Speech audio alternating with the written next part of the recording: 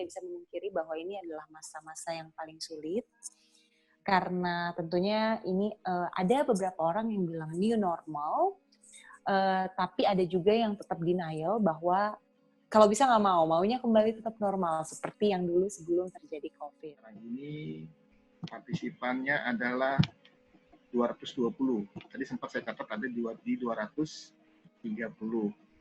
Menghadirkan pembicara kami yaitu Dr. Widura Imam Mustopo, psikolog, dan Rain Bersabi, SEM Hum. Saya akan bacakan profil narasumber. Dr.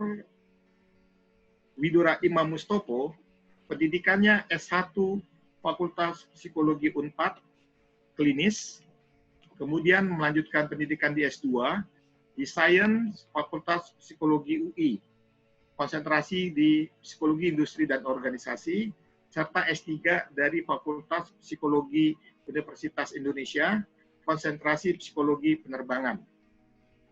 Jabatan atau pekerjaan di luar Jayabaya, saat ini beliau adalah Dekan Fakultas Psikologi Universitas Jayabaya, dan jabatan lain yang diemban saat ini adalah sebagai Ketua HIMSI Jaya, serta menjadi perwira psikologi TNI AU, serta investigator KNKT. Untuk Pak Rain Bersabi, pendidikan adalah S1 Manajemen Industri dari STMII, S2 Magister Ilmu Filsafat Universitas Indonesia.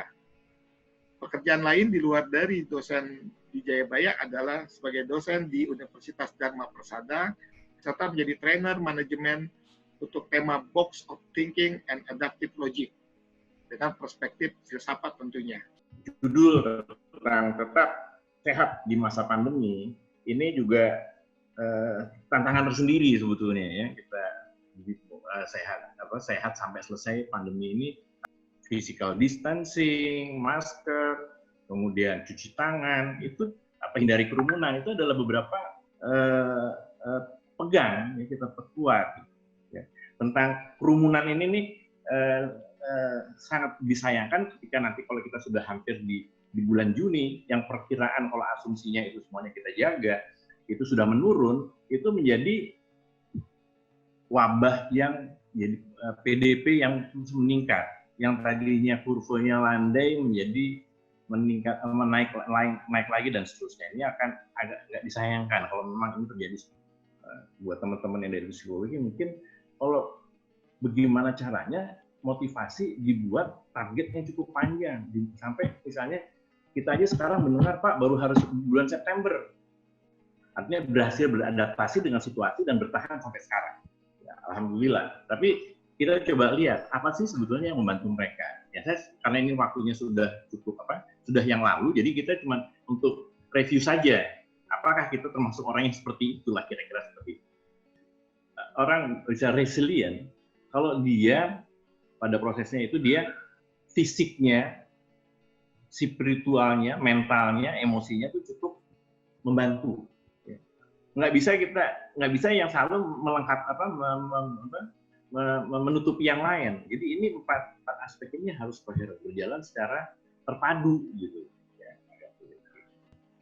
kalau jaga jarak, nah cuman masalahnya gini, jangan terjadi inkonsistensi gitu. Di satu pihak nggak boleh, tapi di pihak lain, nah ini nanti agak bingung buat masyarakat gitu untuk mengikuti. Beberapa saya tanya ke beberapa di lingkungan rumahnya, kelihatannya udah nggak ada masalah. Walaupun aturannya tetap kita kan nggak boleh keluar, nggak pakai masker, terus keluar rumah dan seterusnya. Tapi kalau saya lihat sekarang agak sedikit lebih ramai di lingkungan. Nah, tugas saya sebetulnya tidak menjelaskan dari sisi teori, tetapi saya mencoba mengajak kita untuk merefleksikan apa yang terjadi dalam masa pandemi COVID-19 ini. Teman-teman yang punya tradisi mudik harus mengurungkan niat itu. Nah, ini kan pengalaman yang sangat baru bagi kita. Pengalaman ini akan memberikan makna baru tentang rumah, makna baru tentang tubuh kita, makna baru tentang virus itu sendiri yang mungkin selama ini kita abai. Kita taunya virus itu lebih banyak virus komputer ya. Di dalam, tadi saya katakan bahwa dalam pemikiran fenomenologi ada tiga konsep penting, pengalaman dan kesadaran serta makna.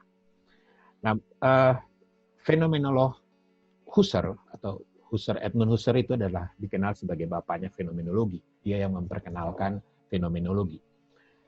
Jadi kehidupan kita dalam masa pandemi COVID-19 ini akan memberikan makna baru kepada kita tentang tadi virus, tentang rumah, tentang tubuh, tentang lingkungan dan lain-lain.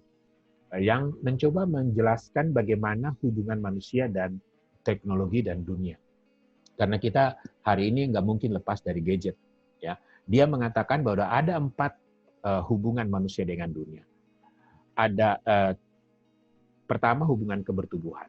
Dengan gadget yang di tangan Anda saat ini, ya, dengan laptop atau dengan internet, saya bisa berhubungan dengan Pak Wid di tempat yang jauh. Ya. Baik, pertanyaan berikutnya masih untuk Pak Widura. Dalam kasus pandemi, bagaimana kalau persistensi ini gagal, Pak? Oh ya, kalau persistensi gagal ya dia down gitu ya, breakdown, si orang itu sudah breakdown. Dari daya tahan tubuh pun mungkin sudah melemah gitu loh. Nah kalau sudah seperti ini ya udah, jadi artinya dia lebih mudah kena wabah, belum lagi nanti ikutan masalah psikologisnya. Karena ada juga beberapa yang saya lihat itu di chat itu ada pertanyaan, muncul gangguan-gangguan psikologis yang tadinya, ini kan stres tambahan nih, yang tadinya dia sudah mengalami gangguan, ada stres tambahan, ada pandemi ini membuat gangguan yang sebelumnya ada itu muncul lagi. Kira-kira seperti itu. Dan pada saat dimakamkan tidak didampingi keluarga, itu pengalaman yang dibagikan oleh seorang supir itu lewat YouTube. Lalu kemudian membentuk kesadaran kita bahwa tidak harus sakit. Saya coba untuk menjawab, Pak ya. Jadi yang kenapa sih kok kita menyepelekan? Mungkin bukan masalah physical distancing saja sih. Hampir rata-rata kita cenderung agak menyepelekan. Karena saya begini, Pak. Karena masyarakat kita kelihatannya itu lebih untuk hal-hal yang seperti ini kita lebih percaya pada pengalaman konkret. Fenomenologi memang orang punya maknaan yang berbeda tentang physical distancing itu. Ya, pertama yang tadi saya mengatakan bahwa kesadaran orang tentang tubuh, ya, selama ini memang terabaikan. Jadi kesadaran tentang tubuh, bahwa tubuh itu bisa tertular. Yang tadi Pak Wid mengatakan bahwa ada teman yang sudah sadar sebelumnya, sebelum ada himbauan pun dia sudah di rumah. Karena dia tahu, mungkin dia sadar bahwa tubuhnya itu punya potensi tertular, terpapar. Jadi orang kalau ditanya mengapa orang tidak physical distancing, mungkin dia tahu, mungkin dia bisa, tapi dia belum mau. Kenapa belum mau? Ya ini soal motivasi kembali, pemaknaan itu tadi. Dia maknai tubuhnya, dia maknai orang lain seperti apa gitu ya. Itu yang menurut saya penting gitu ya. Kami ucapkan terima kasih buat pembicara, juga kepada seluruh peserta yang hadir.